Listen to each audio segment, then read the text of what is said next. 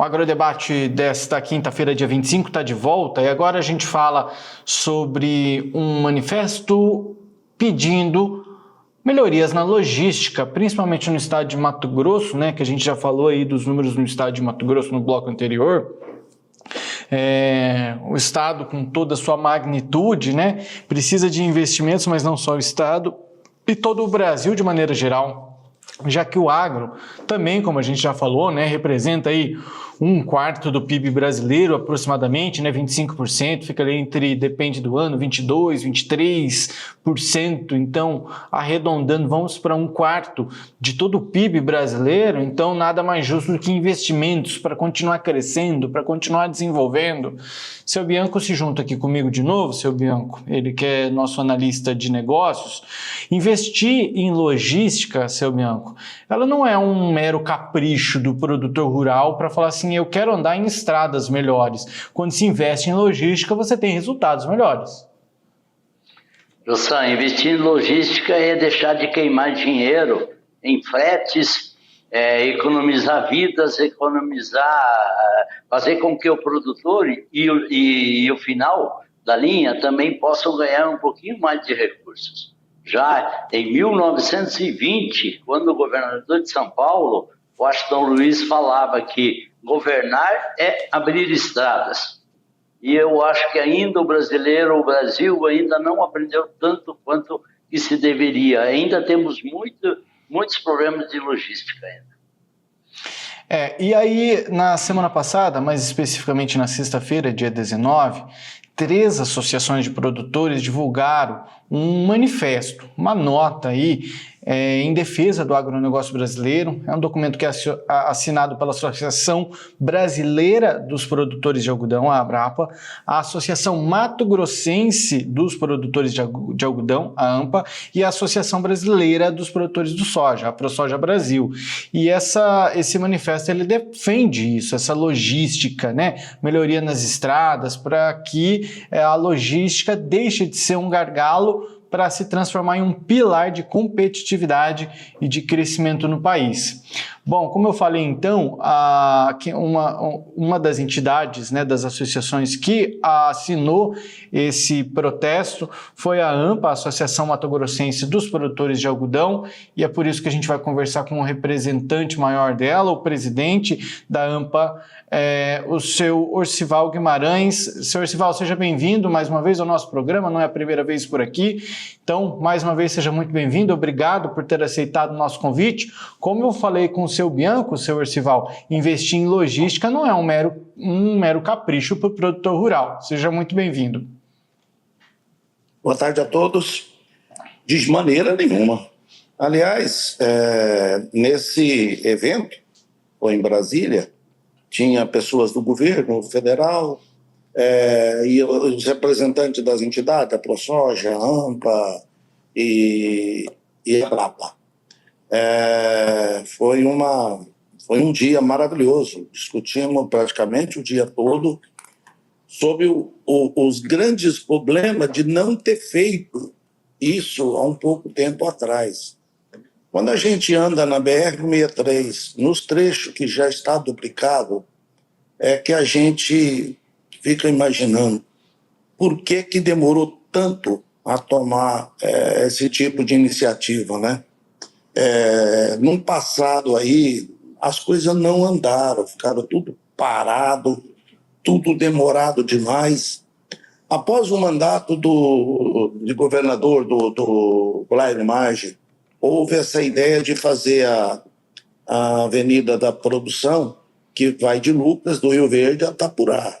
Então, aí nasceu essa ideia de juntar produtor, juntar município, juntar o Estado e botar a mão na massa e tentar fazer. O tamanho dos ganhos que a gente teve. Hoje, quando eu passo na Estrada da Baiana, né, Bianco? Foi um parceiraço, o Bianco, aí para ajudar nisso aí também. Ela corta uma fazenda nossa ali, que é a Fazenda Boa Esperança. Qualquer final de tarde aqui, eu preciso ir lá olhar alguma coisa, a Volvo com muita rapidez diminuiu.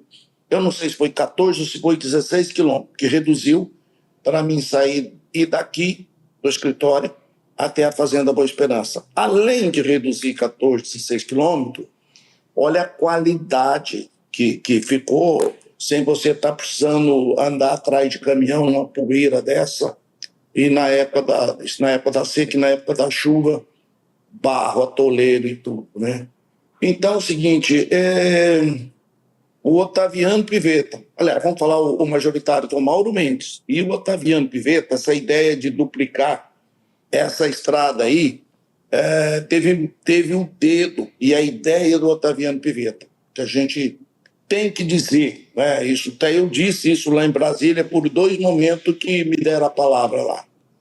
Eles tiveram muita coragem, o Otaviano e o Mauro Mendes. Tiveram muita coragem de ir atrás, brigar e conseguir estadualizar essa BR-63. E aí a AMPA entrou para ajudar a destravar, que era um problema aí de banco com a antiga concessão, que era a Rota Oeste antiga. A AMPA entrou, gastou dinheiro, mas foi o dinheiro mais bem empregado que teve. E coube a mim, que eu era vice-presidente da AMPA, o presidente era o Eraí, passou para mim tentar convencer os presidentes dos outros núcleos. E para liberar isso aqui, eu precisava convencer os outros núcleos de pegar dinheiro da AMPA e botar nisso. Mas, graças a Deus, eu tive muita sorte e compreensão dos outros presidentes de núcleo, concordar comigo, concordou em 100%, e aí que travou a rodovia e está aí, né? A BR-63 já está todo vapor trabalhando. Agora tive a notícia que vai pegar de Sinop e vai até a divisa do Pará com a duplicação. Então, tudo isso é impressionante. Aí você pega de Itapurá também, já sai lá no Ipiranga do Norte, pega de Itapurá, já sai lá no Sorriso, através daquela antena ali, né? Passei lá ontem.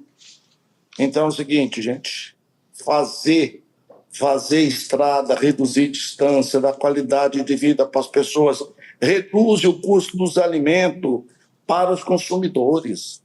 Então, às vezes, tem pessoas que criticam o agro, mas não sabem a grandeza do agro e a preocupação que o agro tem com as pessoas.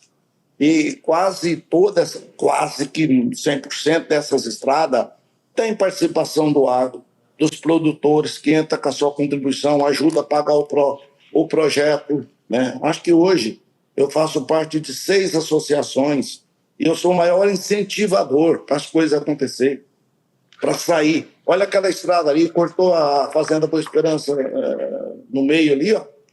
Aí eu não tenho poeira mais no algodão, que antes empoeirava tudo, e a poeira lá na sede, agora não tem mais aquela poeira. Então, eu sou um fã número 1, e enquanto tiver essas iniciativas, eu vou estar junto.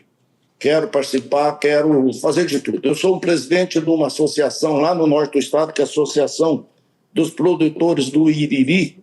Lá ainda não é asfalto, mas nós estamos brigando, consegui verba lá, através do ministro Fávaro, mandou 2 emendas para mim lá, e aplicamos direitinho o dinheiro. Agora me entregou a obra, todo mundo elogiando. Fizemos bueiro, fizemos galeria, fizemos uma ponte de concreto. A ponte de concreto foi através da Defesa Civil. Mas se nós da associação não tivéssemos corrido atrás, até a ponte da Defesa Civil tinha perdido. O prefeito não tinha interesse de fazer, porque tinha uma contrapartida da prefeitura, e a prefeitura não queria gastar dinheiro com aquilo. Queria deixar para o próximo ano para ter problema. Então, assim, ó, eu sou fã número 1 disso, quando precisar de mim, viu, Bianca? Posso escrever uma estrada que precisa aí, pode falar comigo que eu estou junto. Seu Bianca. Beleza?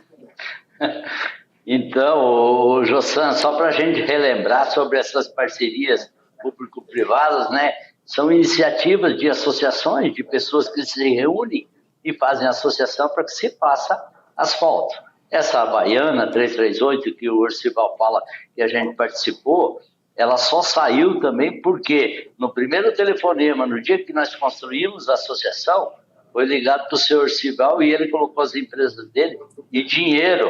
E vou falar para você, foi dinheiro graúdo para se pagar o projeto, pagando uma boa parte do projeto. Então, Isso são pessoas assim que a gente quer e que possam resolver, que ajudam a resolver o problema.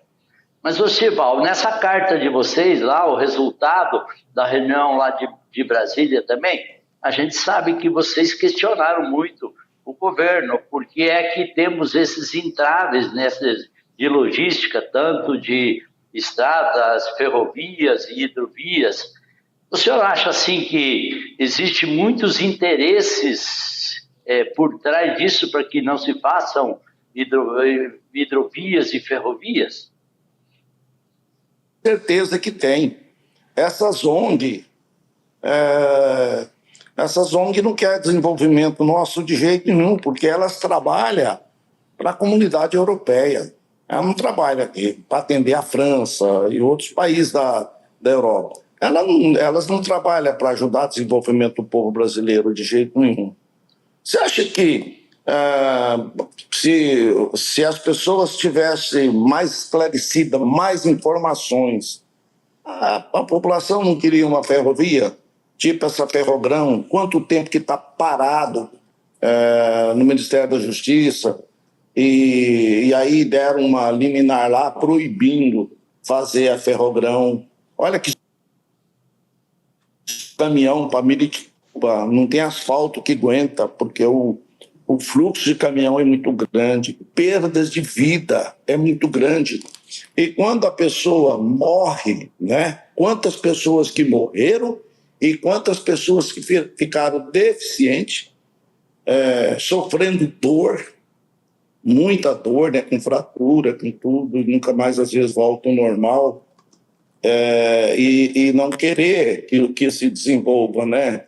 Então, nós não podemos parar, a briga é grande, o desafio é enorme, mas nós não podemos parar. Se nós se entregar, é mesmo entrega esse país. E está na hora do Brasil parar com essa politização, isso não leva a nada, só vira uma brigaiada para cá, uma brigaiada para lá.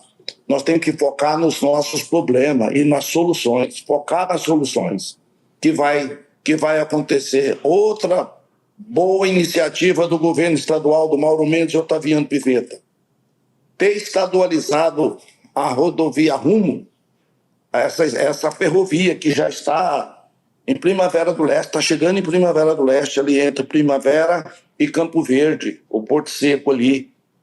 Isso aí, se não estadualiza essa ferrovia, estava parada também. Entendeu? Então, estadualizou e aí a coisa andou. E logo, logo vai estar aqui em Lucas do Rio Verde. E depois, se Deus quiser, vem essa transoceânica aí que vai passar aí pertinho de Itapurá. Isso vai acontecer, entendeu? Isso vai, porque tem capital externo agora nessa ferrovia. Ferrogrão, eu tenho amigos que me dizem que no segundo semestre do ano que vem deverá licitar ela. Se não sei. Se é verdadeiro, eu não sei. Mas do jeito que as coisas tomou um pouco mais de velocidade, eu acho que a população entendeu que isso é necessário. Você imagina uma ferrogrão, uma transoceânica, e essa outra que dá rumo, chegando aqui em Lucas e daqui. E quando eu falo Lucas, para mim, pode ser Lucas, pode ser Nova Mutum, pode ser Sorriso, pode ser Sinop. Qualquer lugar desse está ótimo. Está ótimo.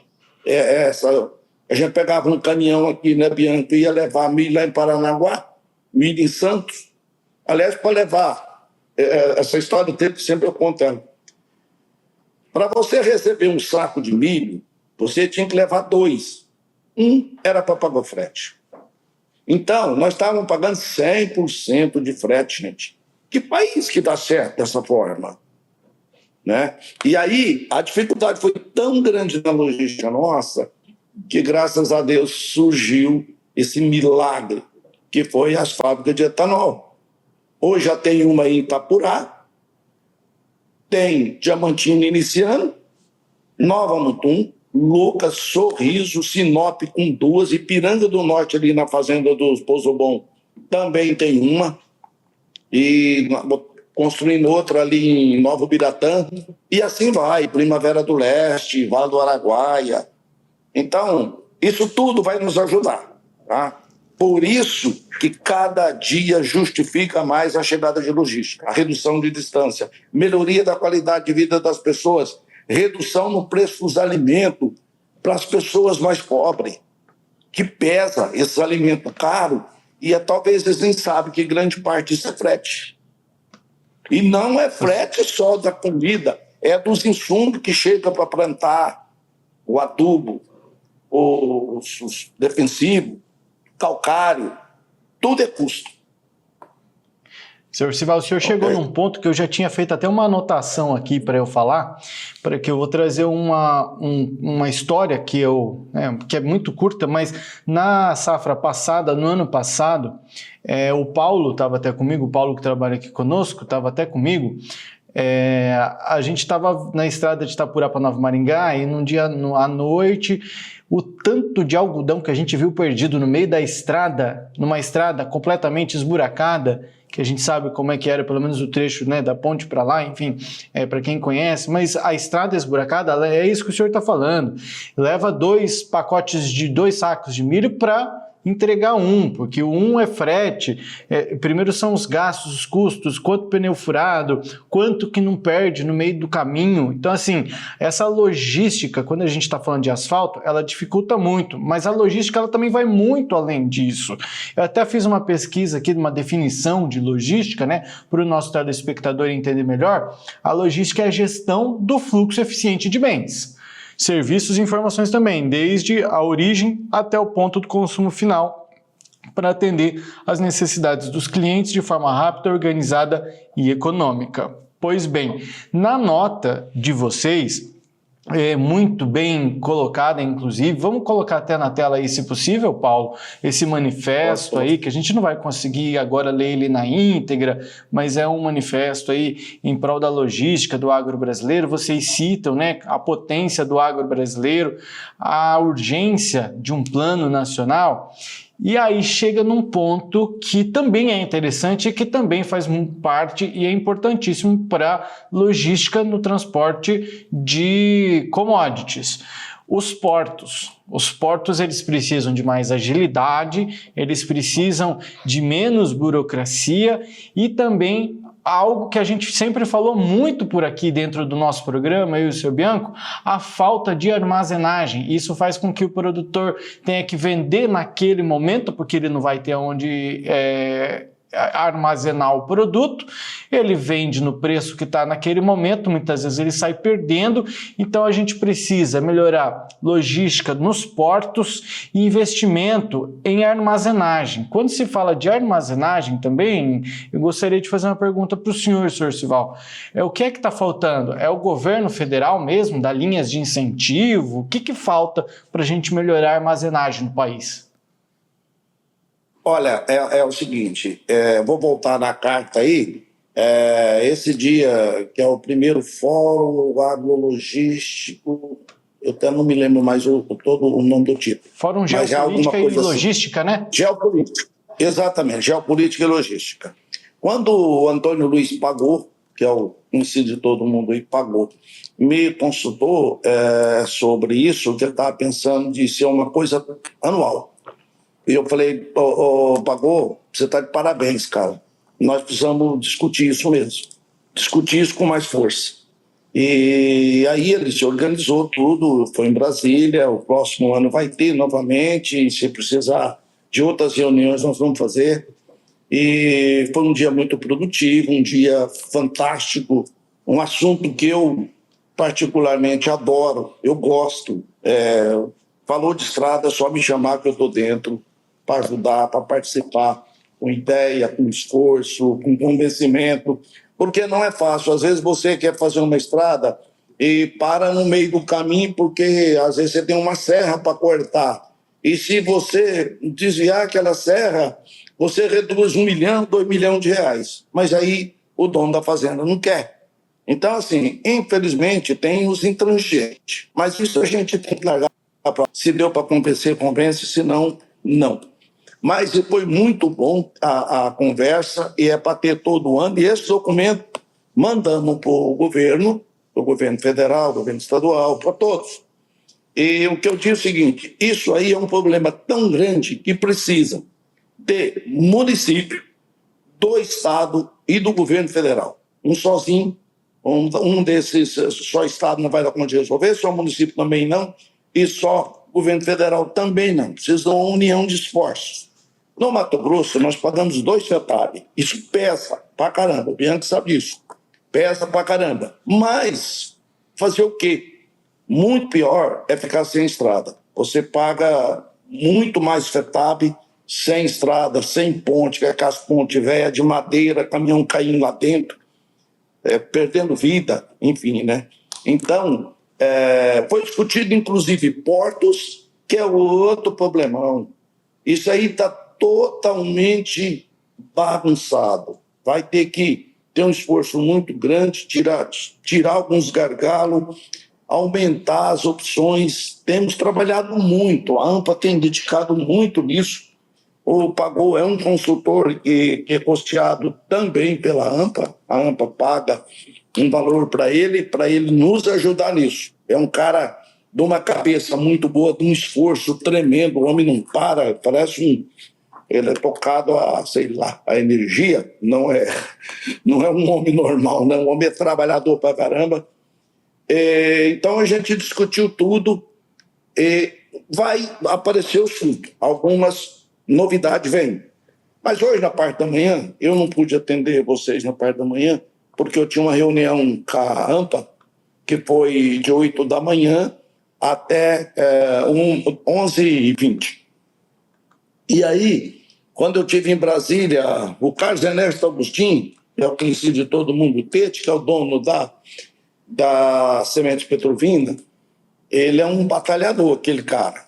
E aí, ele foi buscar a gente no aeroporto, que ele queria conversar tantas coisas com a gente. Aqui foi eu, foi ele, foi o Hamilton Oliveira, o Carlos Cima do Aplantar e o André Soculotti, que a gente foi no avião deles para Brasília. Então ele fez questão dele, junto com o motorista dele, buscar a gente no aeroporto, que ele queria conversar tanto com a gente. E aí conversou até chegar no hotel. No hotel nós subimos, deixamos as malas e voltou para conversar sobre isso, e nós fomos parar, era 10 horas da noite. Mas seu dia, a gente marcou café da manhã, acho que 7 horas, Brasília, e chegamos mais cedo e começamos tomando café e conversando até a hora de iniciar o evento. E ele me deu algumas dicas do que ele estava trabalhando em cima. E um deles é dinheiro um pouco diferente para fazer armazenagem. Armazenagem é um gargalo violento. E hoje ele me deu a notícia que está muito avançado. Deu na reunião, ele teve 15 minutos para ele falar antes da nossa assembleia, e ele trouxe a notícia que está conseguindo uma verba em dólar com juros de 4% ao ano, especialmente para fazer armazém. Tem um limite lá, acho que 65 milhões por CPF, é uma coisa assim. Mas não estou confundindo. Os 65 milhões por CPF é para fazer rolagem de estoque de algodão, porque o algodão está passando por um momento ruim de preço. Então, o governo federal, o BNDES, vai abrir um crédito através de bancos, mas para atender o produtor rural com juros de 8% a 8,5% ao ano, dólar, tá? Isso tudo vai ajudar a sair desse gargalo de venda de algodão agora no forte da colheita do beneficiamento. Esse do armazém, eu acho que é mais uns dias aí, já está liberado o dinheiro para quem quiser fazer armazém. Então isso vai ajudar, porque é um gargalo violento. Não sei se vocês viram em matéria da nossa fazenda lá em cima, foi exibido no Globo Rural, no Jornal Nacional, Mais Agro, o tanto de milho que nós jogamos no chão. Lá nós jogamos mais uns 750 mil sacas de milho no chão. Parecia um trem mais esquisito, eu nunca tinha visto nada daquele jeito. Porque as estradas muito ruins, gargalo no porto de Miritituba, atrasou a retirada do milho. Nós estávamos com 70% do milho vendido, mas as empresas não conseguiram tirar o milho no prazo certo. Agora já tirou o milho do chão, porque começou a chover. Mas tirou uns 30 dias atrás, aí terminou. Mas foi milho, muito milho. Então, o gargalo é muito grande, os desafios são enormes, mas nada impossível de resolver. Que o mundo tem dinheiro, está faltando é bons projetos. mas tem dinheiro, o mundo tem muito dinheiro. E responsabilidade, nós não podemos sair pegando dinheiro também à torta e direita e depois se enroscar ali na frente, né? Isso aí, seu Bianco. O que a gente tem que fazer, né, senhor Sival, é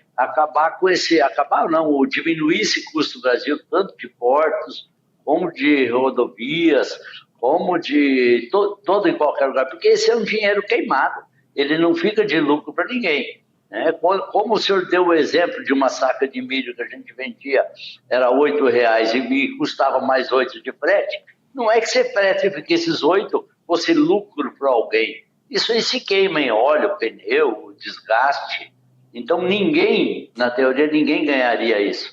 Então temos que saber que isso é uma soberania alimentar, financeira e alimentar, se nós tivermos todos esses pontos, pelo menos, não que vá acabar com todos esses pontos, zerar esses custos, mas cada vez mais que a gente possa ter, pelo menos, menores custos para que o produtor ganhe um pouco e que sobre um pouco e que chegue para o consumidor final também um pouquinho mais barato os produtos. Né? Isso aí vai ser dividido entre os dois, tá? O resultado disso. Parte vai ser o consumidor, talvez a maior parte será do consumidor, tá? A outra parte vai para o produtor e mais ainda, né?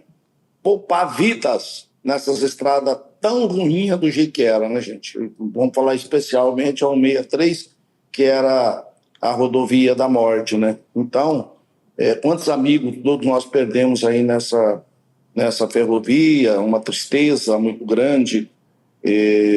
Mas eu tenho certeza que nós vamos avançar. E o Brasil, gente, a vocação do Brasil é o agronegócio. Nós não temos que estar inventando nada aí.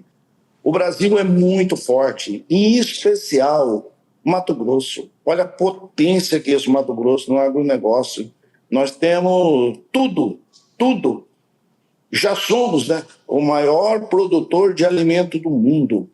E nós vamos continuar. Nós temos muito que aumentar. Nós temos dinheiro saindo aí para a reforma de pastagem ou integração de pastagem para a agricultura, com um juro um pouco melhor. Isso tudo é coisa que nosso amigo Carlos Agostinho tem brigado muito nisso aí. Dia e noite, um homem é trabalhador pra caramba. Ele está brigando dia e noite.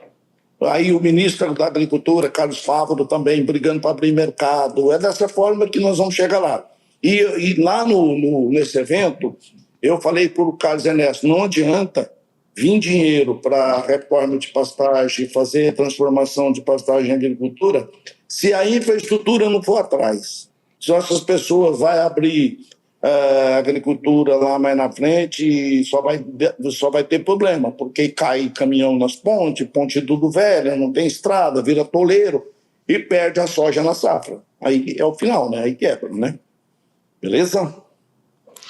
Na nota, senhor Sival, vocês finalizam assim, ó: queremos que a logística deixe de ser um obstáculo e passe a ser a chave que abre portas de competitividade e desenvolvimento. E para encerrar essa entrevista, eu vou trazer aqui a última frase, que complementa essa, que diz o seguinte: se a logística é a chave, e ela é, vamos girá-la juntos, produtores, reguladores, financiadores, gestores públicos e a sociedade. O futuro não espera, o Brasil também não pode esperar. Senhor Sival, a gente quer agradecer mais uma vez a sua participação por aqui e parabenizar pelo trabalho feito aí, né? A gente cada vez descobre mais um pouquinho, nós aqui a gente sabe, eu sei através do seu Bianco e tudo mais, dos seus esforços, e a cada entrevista que a gente faz com o senhor aqui, a gente descobre um pouco mais e se espelha um pouco mais nessa tua vontade em fazer o todo desenvolver. Então a gente só tem a parabenizar e agradecer. Passa a palavra para o seu Bianco também para fazer as suas palavras também, seu Bianco. Faço de suas palavras as minhas também.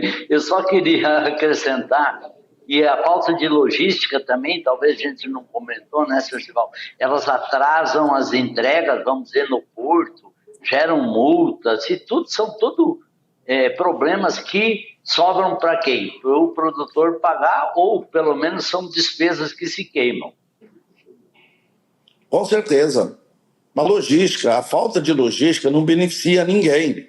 Ninguém mesmo. É fila para descarregar navios, é fila para descarregar os caminhões para colocar no navio.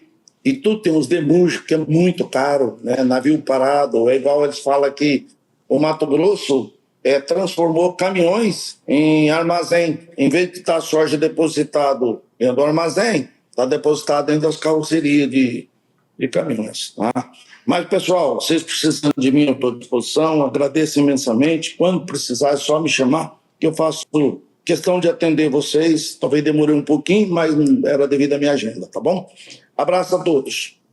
Com a agenda que o senhor tem, por ter nos atendido com a agilidade que atendeu, é uma maneira de deixar a gente feliz. Muito obrigado. Estamos conversando, né, finalizando aí com o senhor Orcival Guimarães, presidente da Associação Mato Grossense dos Produtores de Algodão, além de ser produtor também, né? Senhor Orcival, mais uma vez, muito obrigado pela sua participação. Que Deus continue iluminando ainda aí sua caminhada aí para trazer mais benefícios para os outros. E que o nosso telespectador se espelhe muito no senhor. Obrigado. Abraço. Até mais. Valeu. Bom, a gente vai fazer uma breve pausa, seu Bianco. Eu vou pedir para o senhor segurar aí, daqui a pouquinho eu te chamo de novo. No próximo bloco, a gente vai falar sobre o produtor que quer renovar a frota de máquinas no campo. Isso é muito bom, né? Mas e aí?